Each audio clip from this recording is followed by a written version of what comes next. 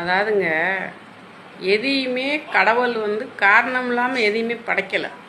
நம்மளுக்கு ஒரு பாதுகாப்புக்கு தான் எல்லாமே படைச்சி வச்சுருக்காரு. நம்மளை சுற்றி இருக்க ஜீவனுக்கு இப்படி சோறு போடாமல் மிச்ச மீத சோறெல்லாம் கவரில் கட்டி போய் குப்பையில் தூக்கி போடுறோம். அந்த குப்பைக்குள்ளவே அது திங்குது. அந்த குப்பையில் இருக்காம அது குப்பையில் என்னென்ன இருக்குது, தேவையில்லாதெல்லாம் இருக்கும், அதெல்லாம் சாப்பிடும். அப்போ சாப்பிடும்போது அதோடைய மனநிலை எப்படி இருக்கும்?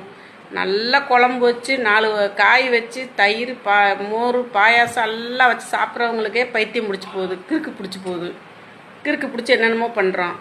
அது பாவம் அந்த எச்சிக்குள்ளே போய் அது இது அந்த நோண்டி திங்கும்போது அதுக்கு எவ்வளோ இருக்கும்? சில நேரம் குட்டியை போட்டு அதை அப்படியே அலையும், தண்ணி இல்லாமல் ஒன்றும் இல்லாமல். அதுக்கு யாராவது மச்சம்னா திட்டுவாங்க. அப்போ அதோடைய மனநிலையெல்லாம் பாருங்கள். நம்ம குழந்தை பார்த்தோன்னே அதுக்கு 3 மாதத்துக்கு தேவையானதெல்லாம் கொடுத்து ஒரு 10 சுற்று பெருத்து விட்டு அனுப்பிவிடுறோம். அந்த குட்டி போட்ட நாய்க்கு ஒரு பால் ஊற்ற விட மாட்டுறாங்க மனுஷங்க.